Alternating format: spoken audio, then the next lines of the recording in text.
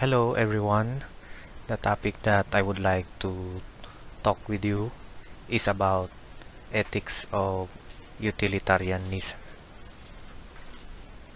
As an introduction, let us understand the term utilitarianism. So what is utilitarianism? Utilitarianism is one of the best known and most influential moral theories.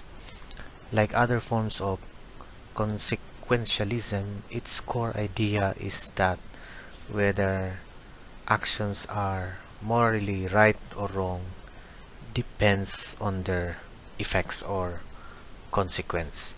So, in utilitarianism, if we go back our discussions on the determinants of morality, in utilitarianism, the act itself is disregarded or discounted. So, what matters most is the consequence or the effects of the act. So if the consequence of the act produces good, pleasurable, or happiness, then that is the basis of whether the act is right or wrong. So if it produces happiness, then the act is right. If it produces pain, then it is wrong. Okay. Now to go further on the meaning of utilitarianism, as I have said, it is a theory of morality which advocates actions that fosters happiness or pleasure and opposes actions that cause unhappiness or harm. In other words, it holds that an action is right if it tends to promote happiness and wrong if it tends to produce sadness or the reverse of happiness. And this is not just the happiness of the actor or the one who do the act, but that of everyone affected by it. So you can actually apply this theory in work, in your workplace, when you take actions to ensure that the the environment in your workplace is positive for everyone to be with, and also for everyone to make a comfortable disposition. So you choose to do an act that produces happiness or pleasure for everyone. So here there are three generally accepted actions of utilitarianism, and it states that pleasure or happiness is the only thing that has intrinsic value.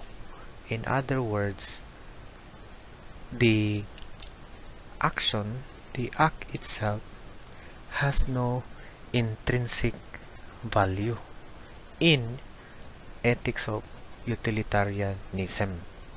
Okay? So, actions are right if they promote happiness and wrong if they promote unhappiness. And the third is that everyone's happiness counts equally.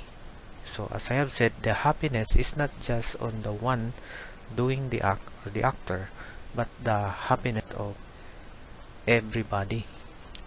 And in our society, we cannot really say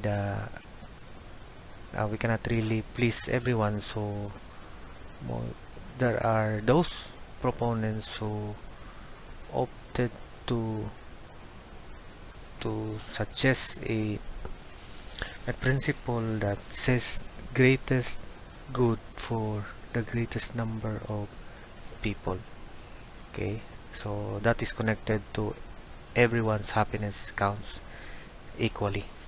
Okay, at this point I would like to give an example of ethics of utilitarianism to better understand, but again I will give you another meaning of utilitarianism. It is a normative ethical theory that places the locus of right and wrong solely on the outcomes or consequence of choosing one action or policy over other actions or policies. So as such, it moves beyond the scope of one's own interest and takes into account the interest of others. So here, the best example that I can give you in our context of our country, for example, there are those politicians in the legislative department who wants to or who wanted to uh, legalize once again the death penalty. So you are going to kill a person who commits a heinous crime. So if you make this as a rule or as a law, then perhaps in the mind of this legislator, it produces more happiness to the greatest number of people. So in this case, it takes into account the interest of others, that you enjoy the freedom without having the fear of being harmed by other people. So there are those people who support this perhaps we can say death penalty law in order we will have a peaceful society.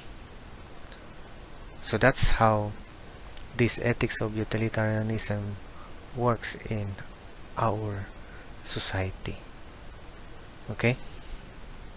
Here are the main proponents of utilitarianism.